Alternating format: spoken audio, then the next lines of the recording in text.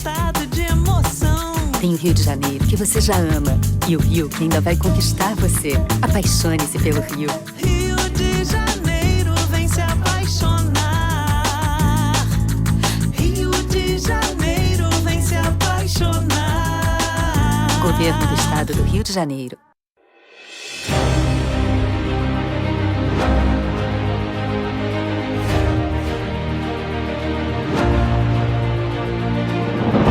Não é jornalismo de direita, é jornalismo direito. Correio Petropolitano. Tudo que seu jornal não deveria ter deixado de ser. Todos os dias, em uma banca perto de você.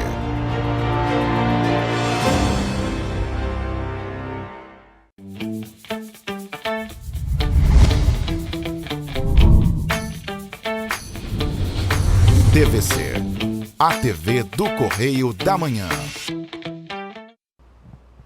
Direto dos estúdios da TV Correio da Manhã em Petrópolis, começa agora o Correio Petropolitano Debate desta quarta-feira. Hoje daremos destaque à cibersegurança.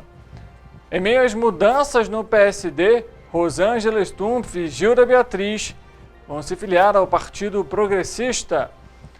Um novo quadro de comissões permanentes da Câmara Municipal de Teresópolis foi anunciado. E a gente vai trazer para você aqui quais são os presidentes e também os oradores. A Mega Sena acumulou e o próximo prêmio será de 50 milhões de reais para o sorteio que será realizado ainda nesta semana. E o governo federal antecipou o 13º para aposentados e pensionistas. Além disso, o Cláudio Castro entregou novas viaturas para a Polícia Militar em Volta Redonda. Nossa equipe da região sul-fluminense traz as atualizações sobre o caso. O diálogo com o objetivo de divulgar projetos da cidade em prol da segurança da população. Eu sou Richard Stolzenburg e o Correio Petropolitano Debate está começando.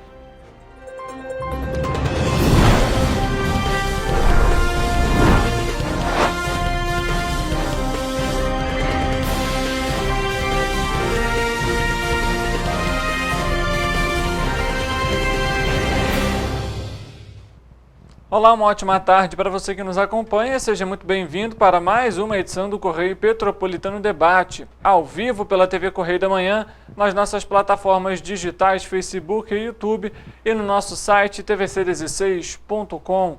Você é sempre muito bem-vindo para interagir, comentar, curtir, compartilhar nossa programação e mandar o seu recado, a sua denúncia, o seu elogio, a sua sugestão aqui durante a programação do Correio Petropolitano Debate. E a gente começa a edição do Correio Petropolitano Debate de hoje com o nosso Correio Político.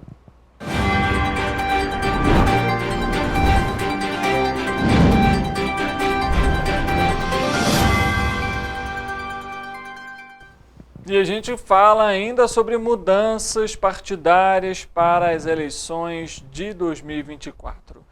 Rosângela Stumpf e a vereadora Gilda Beatriz já estão com as malas prontas aí rumo ao Partido Progressista, o PP.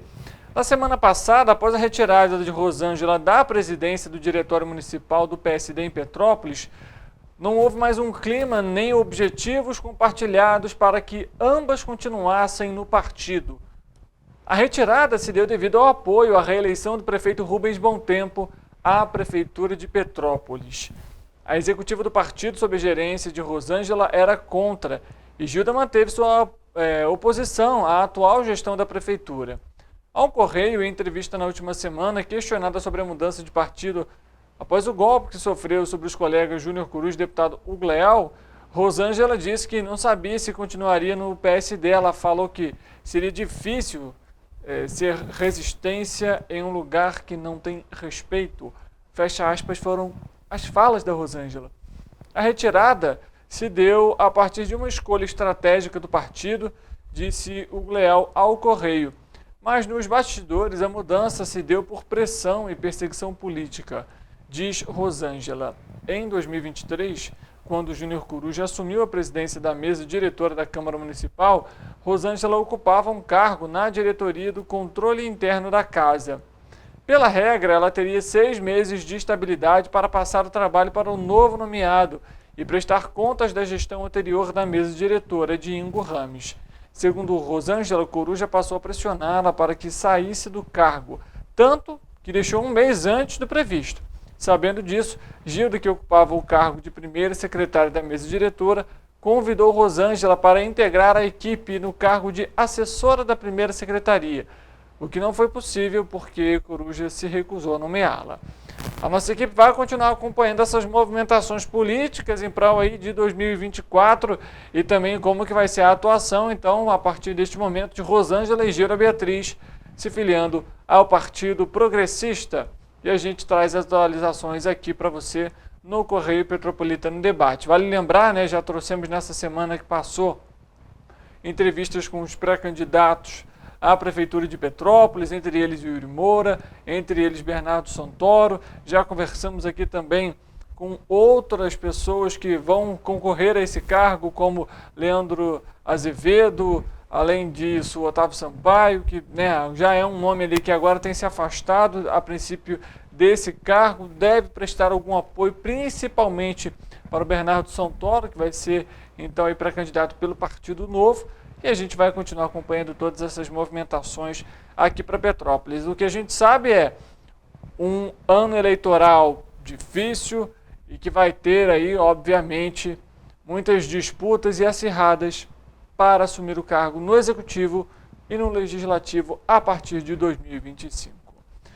O Correio Petropolitano Debate faz um intervalo rápido, a gente volta daqui a pouco para trazer para você previsão do tempo, os nossos repórteres e, é claro, notícias sobre a nossa região de cobertura. A gente vai falar também sobre mudança no Legislativo em Teresópolis. Então, não saia daí, a gente volta já já.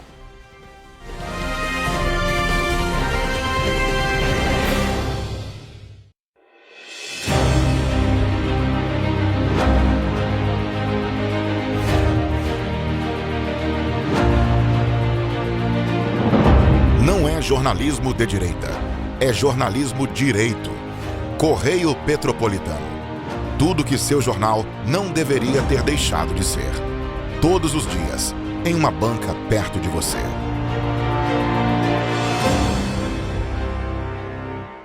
A Unifase, há mais de 50 anos, forma profissionais de excelência na área da saúde.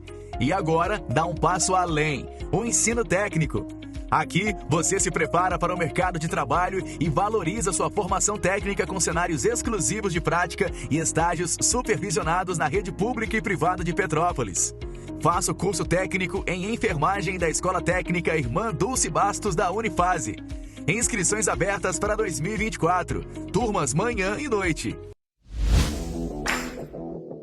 Para ter mais qualidade de vida, conte com a maior rede de academias de Petrópolis. Aqui na Corper, com uma mensalidade, você utiliza todas as unidades: Centro, Bingen, Itamaraty e Itaipava. Com planos a partir de R$ 89,00, e a academia oferece ambientes modernos para você cuidar da sua saúde com segurança. Os espaços contam com dezenas de aparelhos de musculação, diversos equipamentos para aeróbico e funcional, além, é claro, de profissionais qualificados e uma extensa grade de aulas coletivas, que inclui dança, bike, jump, wolf fit, step fit, entre outras. Nossas estruturas são equipadas com salas de musculação e aulas coletivas, salas de avaliação física e nutricional, vestiários e estacionamentos amplos. Venha nos fazer uma visita e surpreenda-se! Rio de Janeiro, atração o ano inteiro. Tem descanso, tem folia. Noite e dia, alegria. Sol e praia, diversão.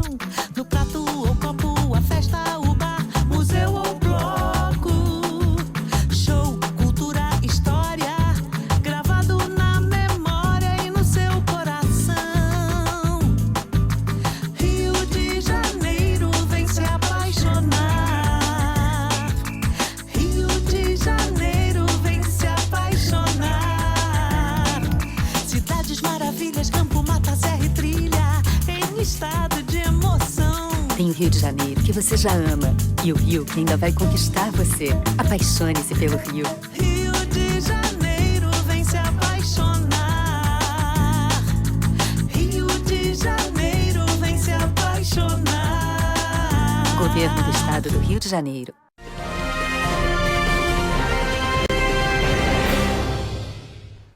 Correio Petropolitano Debate de volta. A gente começa então com esse bloco tradicional que você já sabe, com a nossa previsão do tempo.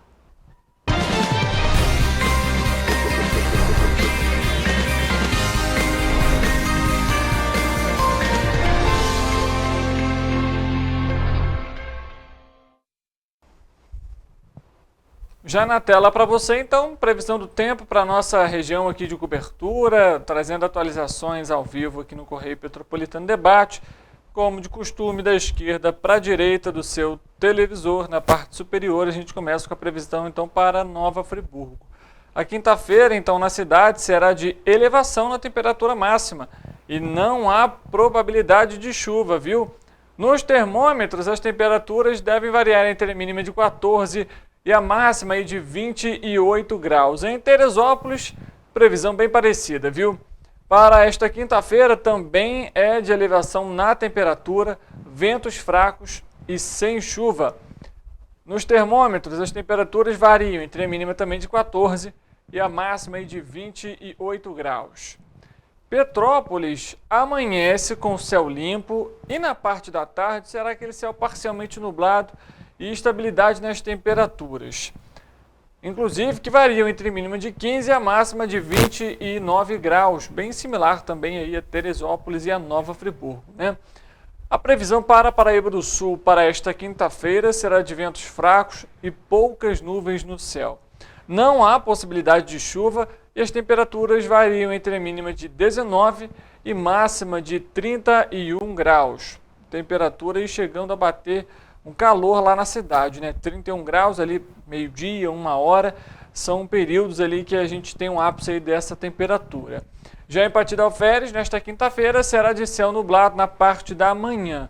O tempo abre na parte da tarde e também tem elevação na temperatura máxima.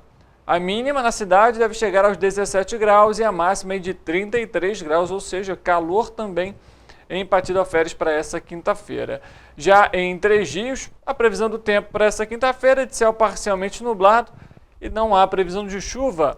Com ventos fracos, as temperaturas vão variar entre a mínima de 20 e a máxima de 32 graus, ou seja, também calor durante essa quinta-feira para os tririenses. E como a gente vê em todo o telão aí, a mínima, né, média que a gente tem ali de 14 graus em relação às cidades aqui da nossa região de cobertura.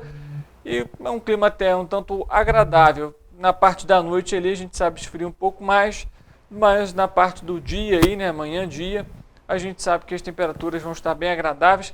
Lembrando que logo começa o outono, né? Então a gente tem essa característica de fato de dias aí sem a possibilidade de chuva, dias mais secos, e também com sol, mas nem tanto calor assim como, né, a gente está acostumado ali a partir de outubro até fevereiro, início de março. Mas ainda temos aí alguns municípios que vão fazer bastante calor nessa quinta-feira. Falando agora sobre Teresópolis, a Câmara Municipal de Teresópolis anunciou as comissões permanentes para o biênio, ou seja, 2024-2025, em uma decisão tomada durante a reunião ordinária que foi realizada no dia 15 de fevereiro de 2024, sob a presidência do vereador José Leonardo Vasconcelos de Andrade. As comissões foram estruturadas para abordar diversas áreas de interesse público e visam promover o desenvolvimento e o bem-estar da população teresopolitana. A gente vai colocar na tela para você, então, as comissões e os respectivos membros. Na tela para você.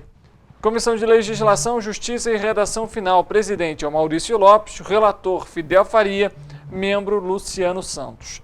Já de Comissão de Finanças e Orçamento, nós temos a Luciano Santos como presidente, o relator é o Maurício Lopes e o membro Fidel Faria.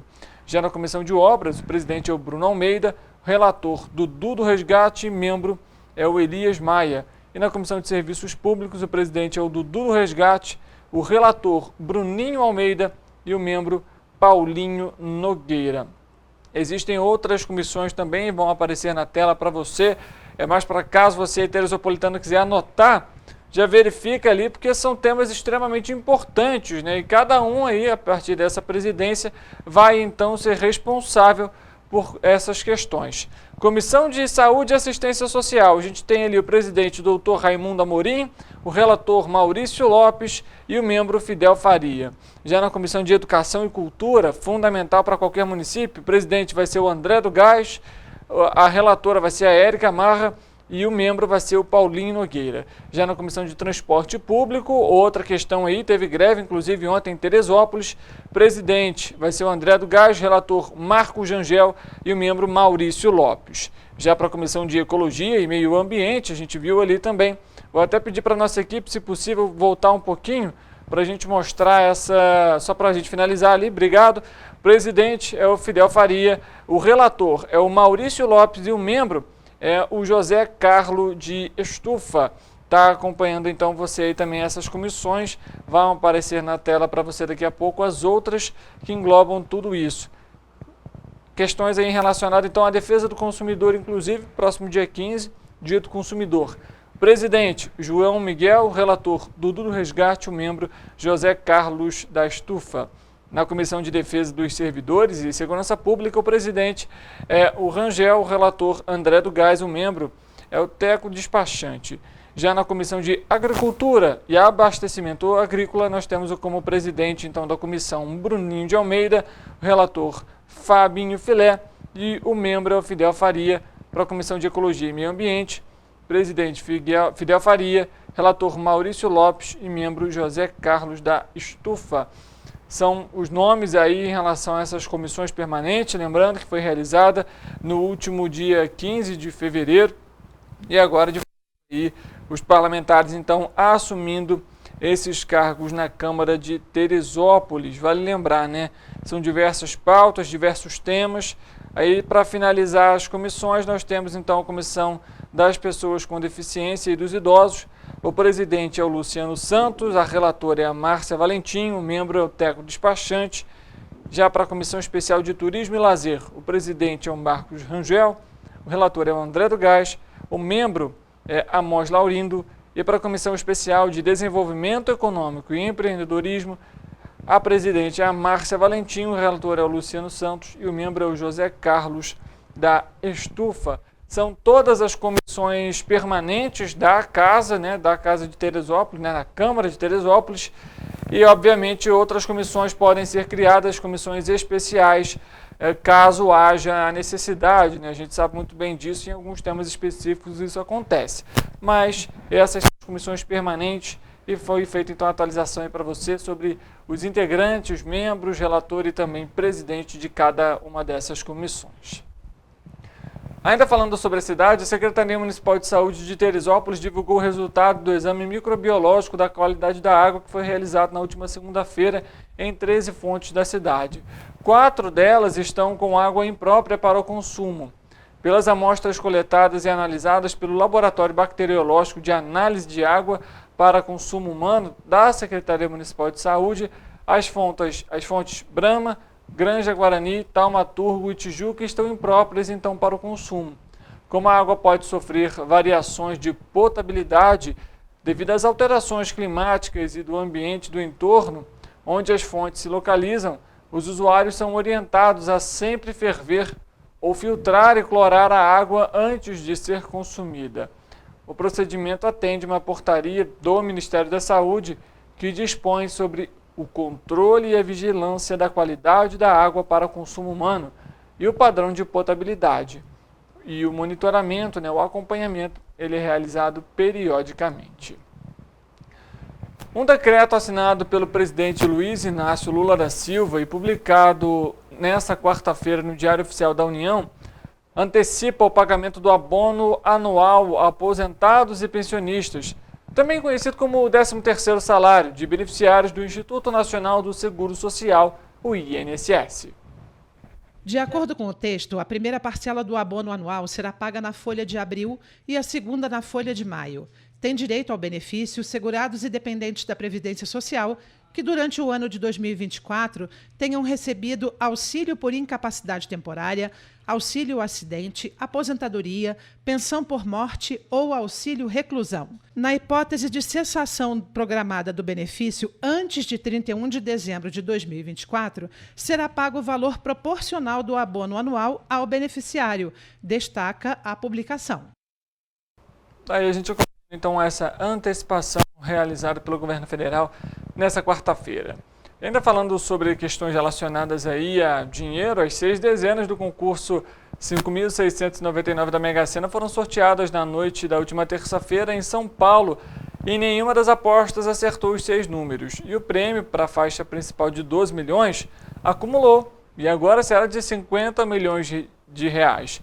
As dezenas sorteadas foram 9, 23, 31, 49, 54 e 58. A quina teve 43 apostas ganhadoras e cada uma vai receber aí pouco mais de 51 mil reais. Já a quadra registrou pouco mais de 2.800 ganhadores e cada um vai receber de forma individual pouco mais de R$ 1.090 reais. As apostas para o próximo concurso, a ser realizado amanhã, quinta-feira, podem ser realizadas até às 7 horas da noite pelo horário de Brasília, nas casas lotéricas credenciadas pela Caixa em todo o país ou também pela internet. O jogo simples, a gente lembra, com 6 números marcados, custa R$ 5,00. O governador Cláudio Castro entregou na última terça-feira, ao lado do prefeito de Volta Redonda, Antônio Francisco Neto, 15 novas viaturas que passam a integrar as forças de segurança do município, que é o mais populoso da região do Médio Paraíba, que tem cerca de 450 mil habitantes. Os veículos devem reforçar a operação de segurança presente e o Programa Estadual de Integração na Segurança, além da Secretaria Municipal de Ordem Pública e da Guarda Municipal. Durante o evento foi anunciada a expansão do plano de segurança para vários bairros da cidade e a criação da Patrulha Idoso, que vai dar proteção especial às pessoas da terceira idade.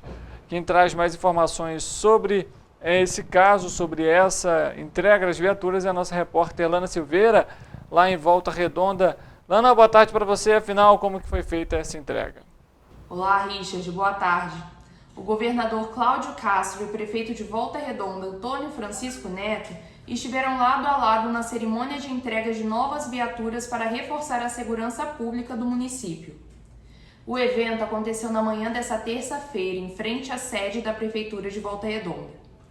Os políticos demonstraram aliança em meio a discursos durante o evento, com Castro afirmando apoio total e irrestrito a Neto e o prefeito declarando gratidão à atenção que o governo estadual oferece à Volta Redonda. A solenidade teve a presença de diversas lideranças políticas do estado, que se juntaram em um almoço com o governador após a entrega. É com você. Aí a gente acompanhando então essa entrega realizada na última terça-feira. E a gente então aproveita, já que falamos sobre o tema, vamos acompanhar também a fala do governador durante a entrega dessas viaturas na última terça-feira em Volta Redonda. Por isso a gente está aqui mais uma vez trazendo 15 viaturas para que a gente possa melhorar cada dia mais a sua vida.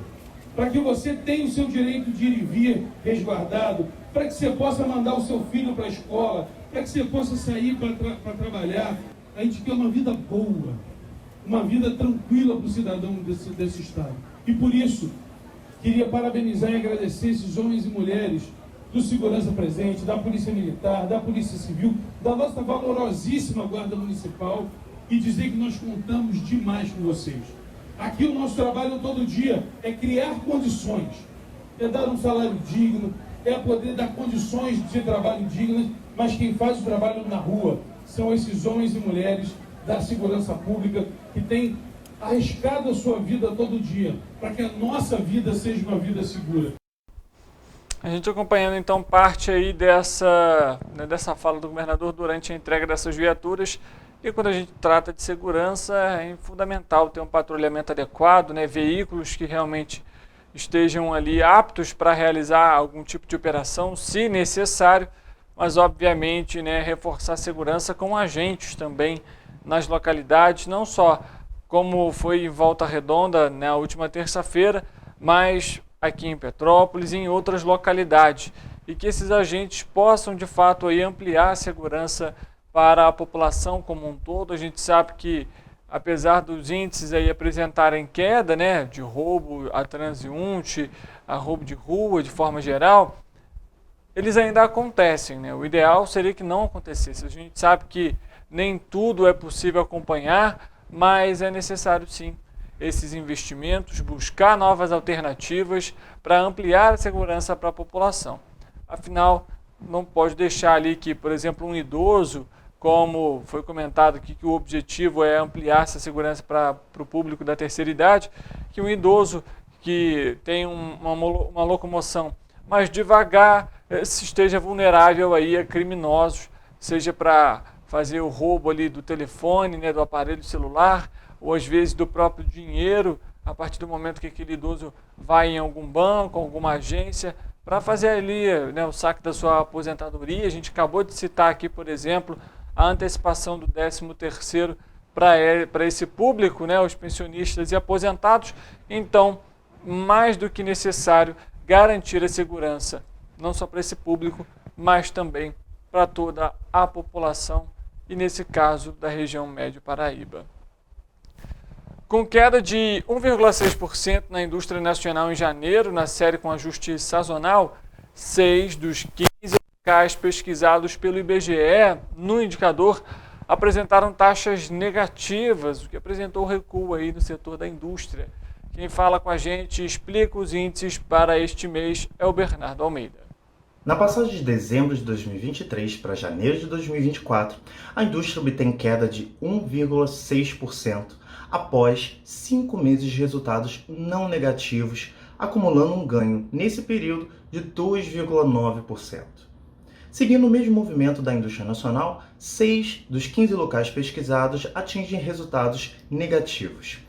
Com principal influência negativa sobre o resultado nacional, nós temos o Rio Grande do Sul com queda de 3,8%. Setores como derivados do petróleo e produtos do fumo foram os setores que mais influenciaram esse comportamento negativo para a indústria gaúcha. Já em segundo lugar, em termos de influência negativa, temos o Espírito Santo com queda de 6,3%, sendo também a maior queda ou a queda mais intensa em termos absolutos. O setor extrativo foi o setor que mais influenciou esse comportamento da indústria capixaba. Em segundo lugar, nós temos o Pará também com queda de 4,9%. O setor extrativo também foi o que mais influenciou esse comportamento para a indústria paraense. Lembrando que essa indústria é uma indústria pouco diversificada e por isso se concentra mais no setor extrativo. Já no lado positivo, nós temos como principal influência a indústria do Amazonas, com um crescimento de 16,7%, sendo essa taxa a segunda taxa positiva consecutiva, acumulando nesses 2 meses um ganho acumulado de 30,3%. Já em segundo lugar, em termos de influência positiva, nós temos a indústria de São Paulo com avanço de 0,8%. Os setores de produtos químicos e também de outros equipamentos de transporte foram os setores que mais influenciaram positivamente esse resultado da indústria paulista, que com esse resultado está 0,4% acima do seu patamar pré-pandemia de fevereiro de 2020. Aí a gente acompanhando, obrigado Bernardo Almeida, explicando um pouquinho sobre os índices que foram divulgados nessa quarta-feira, inclusive pelo IBGE.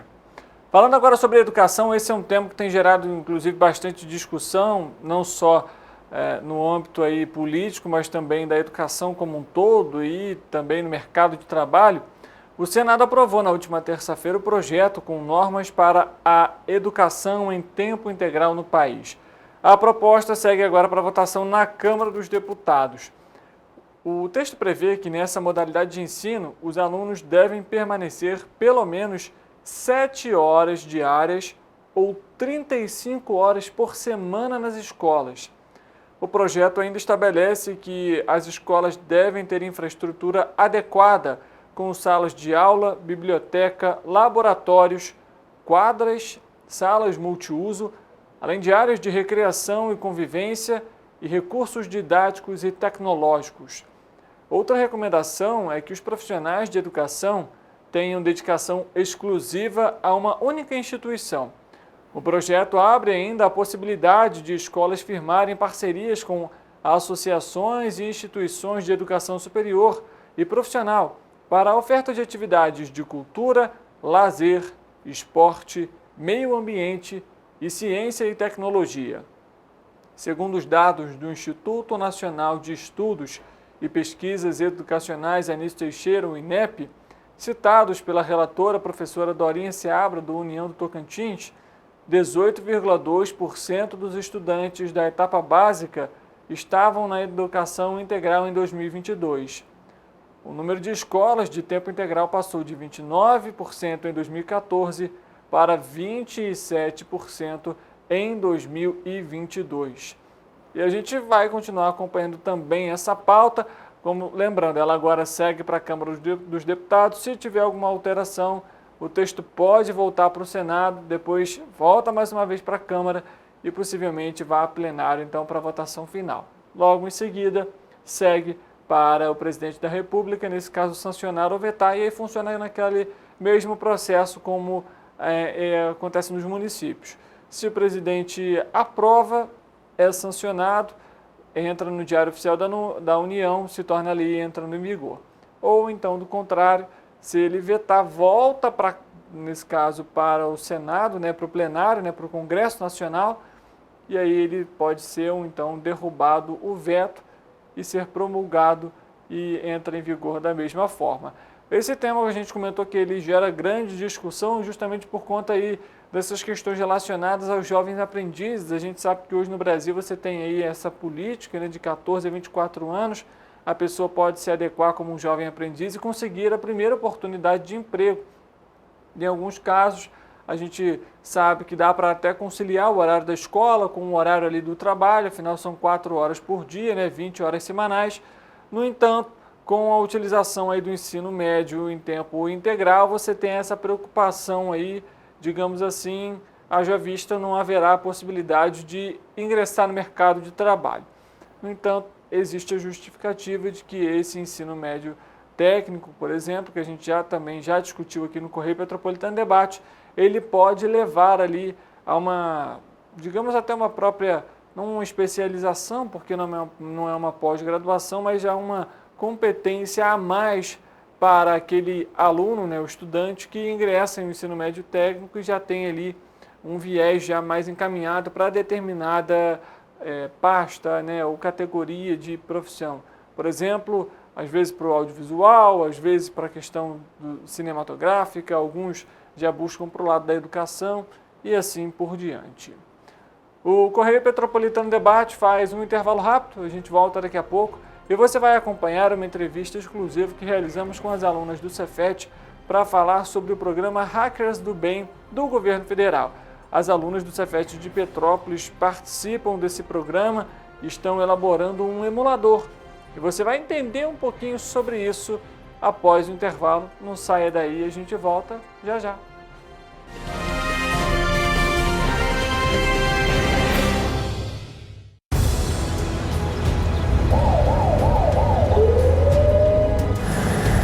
O governo do estado do Rio já investiu mais de 8 bilhões na saúde. E se eu dissesse que esse é o maior investimento na saúde já feito em toda a história do Rio? Eu diria que melhorou, mas eu quero mais. Depois de 3 anos parados, os mamógrafos móveis estão de volta. Pra gente cuidar melhor das mães e dos bebês. O governo do estado também está investindo na saúde especializada. Porque se o problema é complicado, mais atenção ele precisa. Melhorou, mas para a saúde a gente sempre quer mais. O importante é que a saúde esteja mais perto das pessoas. Por isso, todas as regiões do Rio recebem a mesma atenção. Melhorou, mas eu ainda quero mais. O governo do Rio de Janeiro também quer. Então pode ter certeza, o trabalho e os investimentos vão continuar. Governo do Estado do Rio de Janeiro. Rio de Janeiro, atração o ano inteiro. Tem descanso, tem folia, noite e dia.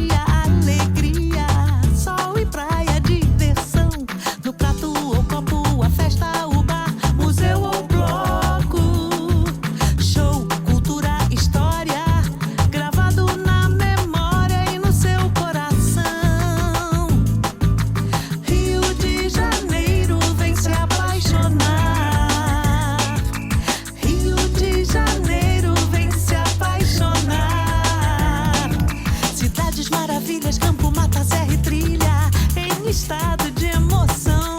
Tem o Rio de Janeiro, que você já ama, e o Rio, que ainda vai conquistar você. Apaixone-se pelo Rio. Rio de Janeiro, vem se apaixonar. Rio de Janeiro, vem se apaixonar. Governo do Estado do Rio de Janeiro. Um bom jornal tem que ser direto, tem que ser direito. Não ser de esquerda ou de direita, mas direito. É ter coragem de informar a verdade e não impor a sua verdade. É respeitar a inteligência do leitor e vontade do eleitor. Correio da Manhã, um jornal que há 122 anos tem a coragem de ser direto e direito. Em uma banca perto de você. Enquanto você imagina que poderia rolar desconto na conta de luz, a Alerj faz. As leis que você precisa, a Alerj faz. Baixe o aplicativo da Alerj e conheça seus direitos. Para ter mais qualidade de vida, conte com a maior rede de academias de Petrópolis. Aqui na Corper, com uma mensalidade, você utiliza todas as unidades: Centro, Bingen, Itamaraty e Itaipava. Com planos a partir de R$ 89,00, e a academia oferece ambientes modernos para você cuidar da sua saúde com segurança. Os espaços contam com dezenas de aparelhos de musculação, diversos equipamentos para aeróbico e funcional, além, é claro, de profissionais qualificados e uma extensa grade de aulas coletivas, que inclui dança, bike, jump, wolf fit, step fit, entre outras. Nossas estruturas são equipadas com salas de musculação e aulas coletivas, salas de avaliação física e nutricional, vestiários e estacionamentos amplos. Venha nos fazer uma visita e surpreenda-se! A Unifase, há mais de 50 anos, forma profissionais de excelência na área da saúde. E agora dá um passo além, o ensino técnico. Aqui, você se prepara para o mercado de trabalho e valoriza sua formação técnica com cenários exclusivos de prática e estágios supervisionados na rede pública e privada de Petrópolis. Faça o curso técnico em enfermagem da Escola Técnica Irmã Dulce Bastos da Unifase. Inscrições abertas para 2024. Turmas manhã e noite.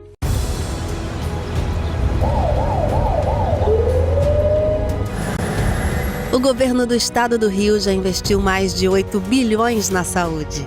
E se eu dissesse que esse é o maior investimento na saúde já feito em toda a história do Rio? Eu diria que melhorou, mas eu quero mais. Depois de 3 anos parados, os mamógrafos móveis estão de volta. Pra gente cuidar melhor das mães e dos bebês. O governo do estado também está investindo na saúde especializada. Porque se o problema é complicado, mais atenção ele precisa. Melhorou, mas para a saúde a gente sempre quer mais. O importante é que a saúde esteja mais perto das pessoas. Por isso, todas as regiões do Rio recebem a mesma atenção.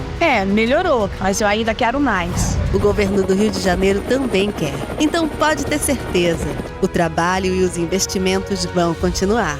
Governo do Estado do Rio de Janeiro. Rio de Janeiro, atração o ano inteiro. Tem descanso, tem folia. Noite e dia, alegria. Sol e praia, diversão. No prato ou copo, a festa, o bar, museu ou bloco. Show, cultura, história. Gravado na memória e no seu coração. Rio de Janeiro, vem se apaixonar. Rio de Janeiro, vem se apaixonar. Cidades maravilhas, campo, mata, serra e trilha, em estado de emoção. Tem o Rio de Janeiro, que você já ama, e o Rio, que ainda vai conquistar você. Apaixone-se pelo Rio. Rio de Janeiro, vem se apaixonar. Rio de Janeiro, vem se apaixonar. Governo do Estado do Rio de Janeiro.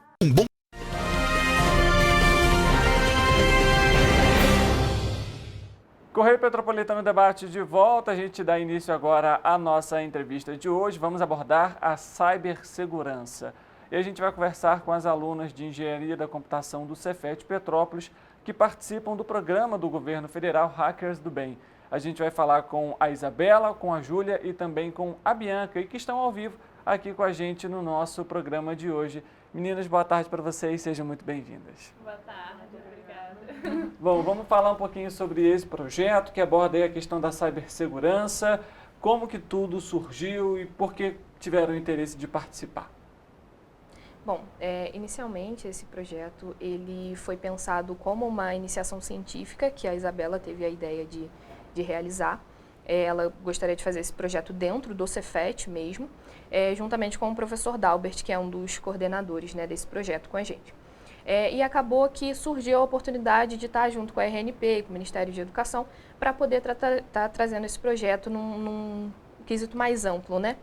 Então, surgiu a oportunidade de estar dentro do Hackers do Bem, que é um projeto que, na verdade, já está iniciado, né? É um projeto de educação que já está tendo todo o processo de um curso inicial, né? Eles estão no nivelamento inicial, passando os conceitos iniciais para os alunos. Então, assim, foi uma oportunidade incrível que acabou que não ficou só em uma aluna, né? A gente conseguiu ampliar para mais alunos, né? Como nós aqui, eu e a Júlia, mas também alguns alunos que estudam lá na UF. Ah, maravilha. Agora, pessoal, Isabela, trazendo justamente por que você decidiu abordar, por exemplo, esse tema dentro da iniciação científica e como que você está vendo agora essa migração para um projeto maior? Então, o que acontece? Quando eu comecei a trabalhar com estagiar, né, eu entrei na área de segurança da informação. A princípio eu não tinha base nenhuma, nenhum conhecimento técnico, mas eu acabei vendo que as pessoas tinham muita dificuldade de entender o que era a segurança da informação e por que a gente precisa se proteger. Por que a gente precisa proteger os dados e todas as informações sensíveis com que a gente acaba trabalhando no dia a dia. E isso não entra só na questão de profissionais da área de tecnologia, mas também para as pessoas no dia a dia, né? Porque quando a gente mantém as nossas informações seguras, a gente também está protegendo a nossa vida. Uhum. Porque, querendo ou não, o uso de dados pessoais, eles revelam muito sobre quem é uma pessoa, o que ela faz e o que ela tem. E isso leva a outros tipos de golpes. Por exemplo, a gente tem o que a gente chama de engenharia social, que é justamente o fato de um atacante usar essa vulnerabilidade para aplicar golpes de fraude e entre outras coisas. Uhum. Então, se você parar para pensar, a segurança da informação ela entra numa importância de proteger a vida da pessoa, tanto sua vida financeira, né, quanto sua vida pessoal também. E quando surgiu tudo isso, a escolha de ser um ataque específico, que foi o XSS, que a gente chama de Cross-Site Scripting, foi exatamente porque era o ataque que eu tinha mais dificuldade de conhecer. Uhum. E eu pensei, poxa, então a gente pode montar alguma coisa que ensine a pessoa, não só ajude, né, a identificar esse ataque, mas como funcione de uma forma educacional, para ensinar a pessoa a conhecer esse tipo de ataque e se proteger. No meu caso, quando eu pensei, foi para profissionais da área de tecnologia. Mas no caso, a plataforma que a gente está montando, ela tenta ser de uma maneira bem didática e explicativa, que poderia até outras pessoas também que têm interesse em estudar sobre o tema, conseguiriam estar trabalhando com ele. Aí, Júlia, aí a gente aborda aquela questão sobre a importância e também sobre a relevância desse trabalho que vocês estão fazendo, justamente pegando base no que a Isabela comentou. Os dados são hoje, na verdade, digamos até assim, um dos principais fatores aí para que as empresas arrecadem dinheiro. A partir do momento que você vai fazer uma compra na internet, você coloca ali seus dados, e você coloca dados pessoais, você vai colocar o número do seu cartão de crédito, por exemplo. Até mesmo dentro de um próprio site, quando você aceita lá os cookies, a gente sempre fala isso aqui no programa, eles não são biscoitos como a gente está acostumado, né? Aquilo ali é a política de privacidade daquele site, né? E que aborda a Lei Geral de Proteção de Dados. E aí, o que aquilo ali significa? Muitas pessoas aceitam simplesmente sem ler o regulamento, sem olhar aquilo ali. E aquilo ali explica e mostra para quem está acessando o site qual que é a política daquele site, ou enfim, daquele aplicativo, ou qualquer serviço que seja digital. E você vai lá e aceita. E se aquele site, por exemplo, está fornecendo seus dados? Como que você vai lidar com essa situação depois? Será que tem algum risco? E aí aumenta a responsabilidade, né, Júlia, de trabalhar num projeto como esse, de alguma forma tentar elucidar a população e olha, não é bem assim, né? É preciso ter um cuidado. Pois é, então, o que dá uma aliviada nisso é o fato de, como a Isabela começou a falar, é um projeto muito grande, com várias partes, e a gente atua em uma parte muito pequena de um todo muito incrível. A parte que a RNP está fazendo agora, que é o do site inicial, que tem um nivelamento para as pessoas poderem acompanhar os outros projetos que estão sendo desenvolvidos junto com o nosso, são vários outros. Ele é muito importante e ele fornece assim, um início muito acessível para as pessoas para essa área de segurança. Tanto o nosso projeto em específico, quanto o projeto do Hackers do Bem de maneira geral, um foco muito importante nele é justamente esse, essa acessibilidade. A gente não quer fazer um programa que seja para a gente, para os nossos colegas que estão saindo da engenharia. A gente está fazendo um programa que é para todo mundo, para que toda a população, seja um interesse por hobby, nossa, eu acho isso bacana, eu queria conhecer, ou então, eu queria trabalhar com isso no futuro. Qualquer pessoa que tenha o mínimo de interesse conseguir, pelo menos, fazer a inscrição no site, acessar o site, participar do programa, porque é justamente isso, é para todos. E é para poder suprir essa deficiência, não só no mercado, mas como na sociedade de modo geral, da carência de conhecimento sobre proteção na internet. Porque quando nós, como indivíduos, entendemos o que acontece, entendemos sobre cookie, entendemos como que isso pode afetar o nosso uso da internet, isso faz com que seja mais difícil a gente cair em golpe, faz com que seja mais fácil o trabalho das pessoas que protegem esses dados. A gente se expõe a menos coisas, então a gente tem... O profissional da segurança tem que passar menos tempo tentando correr atrás, tentando tapar esses buracos. E isso é muito relevante para o indivíduo, porque nunca que nós, como funcionários de cibersegurança, nós vamos tapar todos os buracos. Até porque, pensa, quando você acessa um site, a sua segurança depende unicamente do administrador daquele site, da pessoa que fez aquele site. Então, se você deixa toda a sua segurança na mão de uma pessoa que você não conhece, é muito complicado. Quando você tem um pouco de conhecimento, você consegue também se proteger, falar, não, poxa, não sei, não gostei desse site aqui não, achei que isso aqui funciona meio estranho, que eu vi lá no Hackers do Bem, no curso assim assado. Isso ajuda muito. Com toda certeza. Vale lembrar até, inclusive, também, outra dica aqui bem simples para você que vai acessar aí, por exemplo, um site, alguma coisa, você verifica, na barra de endereço do site, tem um cadeado. Aquele cadeado também é importante para que mostre, né, esse símbolo de cadeado, significa que o site é seguro. Então você pode ali navegar e fazer, né, se você vai fazer alguma compra ou alguma coisa do tipo, mais tranquilamente. Não significa que você não deva tomar cuidado, mas é mais um motivo aí para você se tranquilizar nesse sentido. E vale lembrar, como a gente está comentando aqui sobre essa questão da cibersegurança, sobre golpes e os riscos, Petrópolis teve um aumento expressivo em 2024 em relação aos crimes de estelionato. E aí, por que estelionato? Envolve, claro, a cibersegurança. Muitos são realizados, são praticados pelo telefone. Quantas vezes a gente não vê clonagem de foto, né, em um perfil da rede social? Você recebe um link fraudado por meio das redes sociais, aí você compartilha num grupo da família, por exemplo, por SMS, e aí às vezes vem mostrando lá, você precisa trocar a senha do seu cartão, os dados do seu cartão. Então a gente sempre comentou aqui, já trouxemos advogado também para abordar esse tema. Se você recebe alguma coisa dessa, primeira questão é, confirma com uma pessoa mais experiente, liga para a instituição na qual aquela mensagem está sendo encaminhada, confirma se é verídica e não saia clicando em todos os links que você recebe. Porque não necessariamente aquele link ele vai ser para você inserir os seus dados, mas ele pode ser uma porta de entrada para que alguém acesse o seu aparelho, por exemplo. Então, é importante ter todos esses cuidados. Falando, inclusive, sobre essa questão, Isabela, você comentou sobre o tipo de golpe. Queria que você explicasse um pouquinho sobre o que é esse tipo de golpe e, afinal, como que é esse simulador também. Então, o XSS, ele é um tipo de ataque específico dentro do campo da segurança da informação, em que acontece muito quando determinados campos de entrada de dados não são tratados. Vamos supor, você vai preencher um formulário lá na internet, ou até um filtro de busca num site. Vamos supor, você quer comprar uma geladeira. Aí você entra num site E aí, no filtro de busca, você pesquisa geladeira. Só que, às vezes, aquele campo ali em específico, ele não está sendo tratado. E o que acontece? Um atacante, né, malicioso, um hacker do mal, ele pode inserir um script ali, que nada mais é do que um código malicioso, e implementar alguma coisa naquele site, que a gente chama de injetar.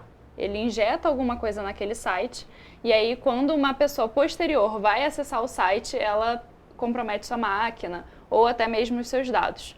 Porque esse tipo de ataque ele pode tanto comprometer, né, o aparelho da pessoa, pela instalação de um malware, que é um vírus, assim, digamos, quanto ele pode roubar os dados da pessoa que está acessando também aquela página.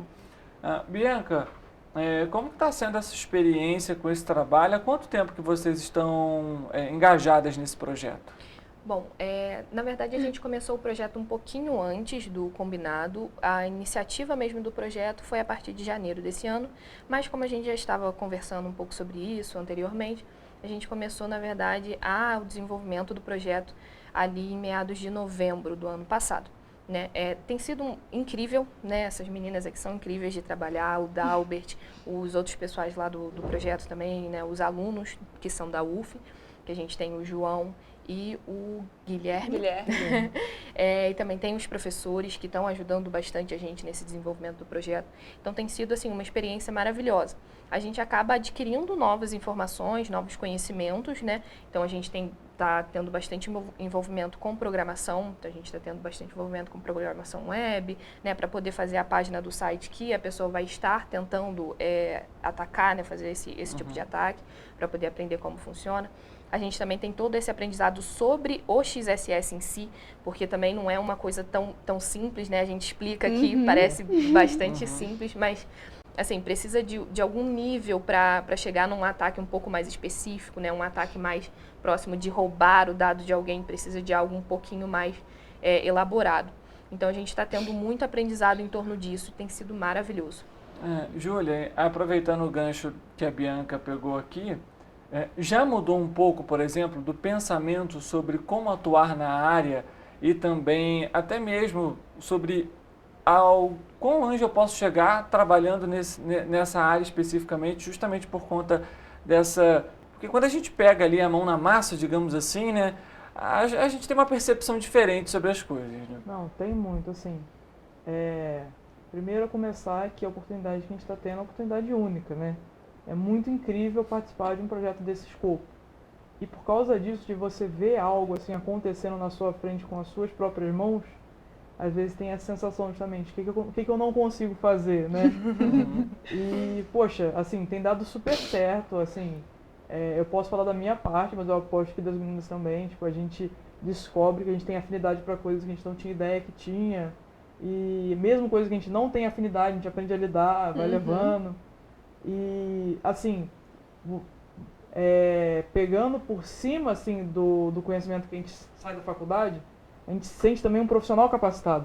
Porque a gente pega tudo aquilo que a gente vê e a gente aplica na prática. Sim.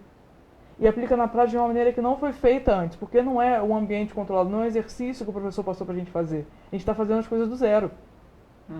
E a sensação de caminhar com as próprias pernas, tendo, lógico, a orientação, a supervisão dos professores, assim, muito empoderador, né? E assim, traz aquela questão. Temos um desafio aqui. A gente tem que sentar e pensar e conseguir resolver esse problema, né? É algo bem assim, né? Existe um prazo para esse programa, previsão até mesmo para que ele fique pronto? Então, a previsão é que a gente conclua esse projeto até dezembro desse ano, né? Então, no caso, a gente teria até 31 de dezembro aí para poder estar fazendo essa entrega. Pode ser que o projeto seja estendido e a gente pode abordar outras partes, outros temas também, mas a princípio a previsão é de dezembro, tá tudo certinho. E tá passando rápido, né? Porque apesar de ter começado em novembro, a gente vê março, já basicamente estamos aí na metade do mês, né? Exatamente. Sim.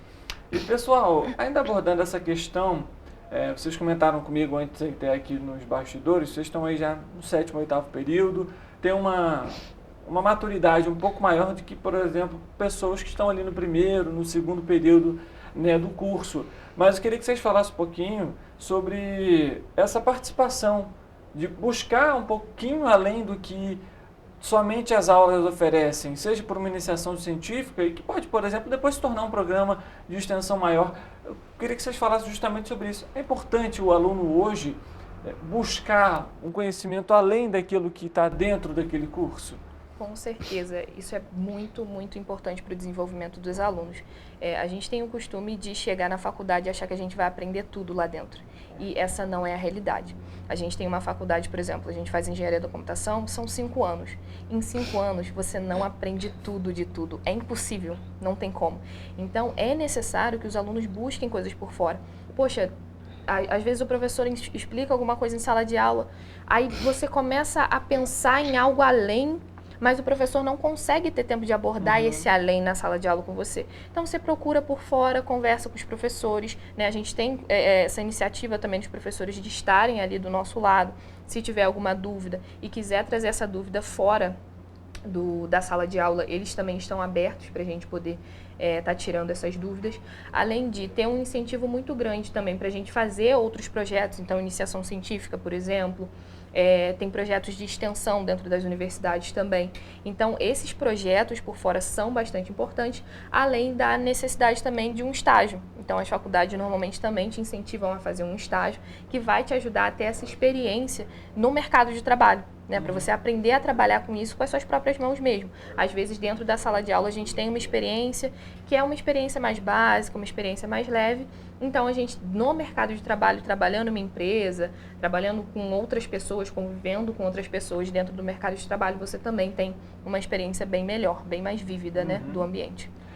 Júlia, pegando o impacto social, falando sobre tudo que a gente abordou aqui nesse momento, como que é para quem, aí nesse caso, é mais uma curiosidade pessoal, como que é para quem está fazendo, ver pronto e de alguma forma colaborar com a sociedade como um todo? Porque quando a gente tem um emulador que mostra ali né, como que funciona todo o processo para que um hacker invada, enfim, a gente sabe que é um procedimento extenso, mas conseguir trazer isso para dentro da sociedade já é de alguma forma uma vitória? Com certeza.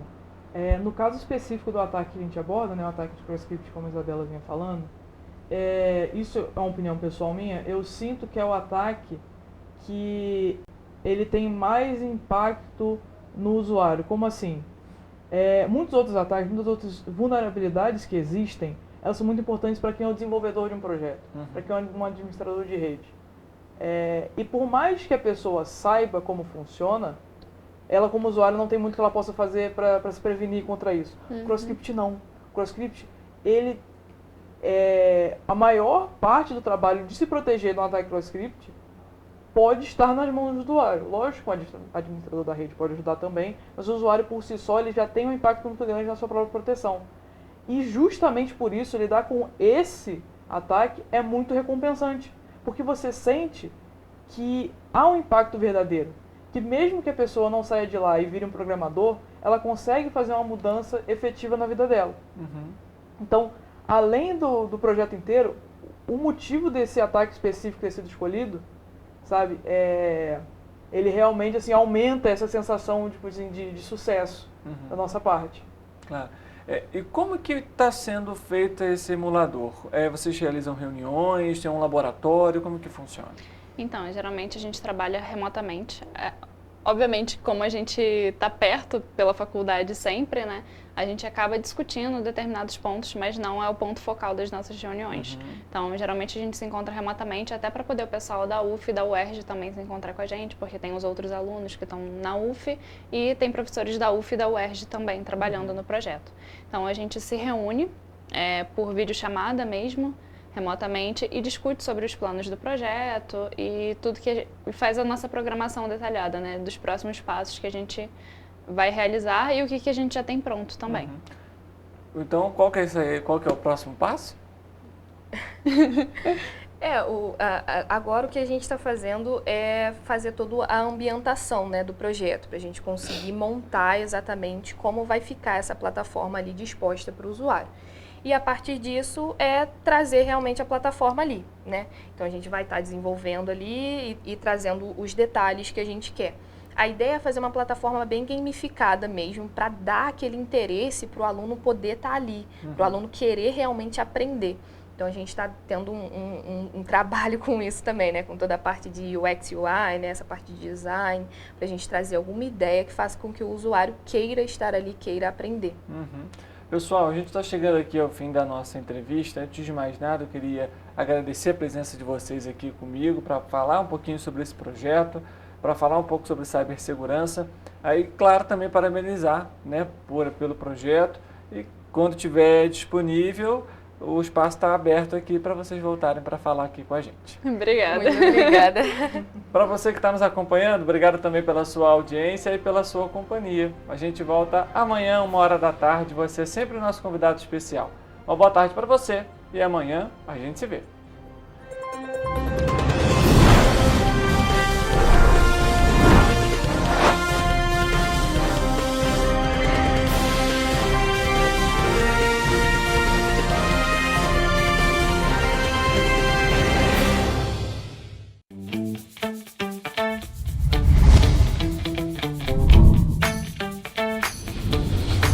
TVC, a TV do Correio da Manhã.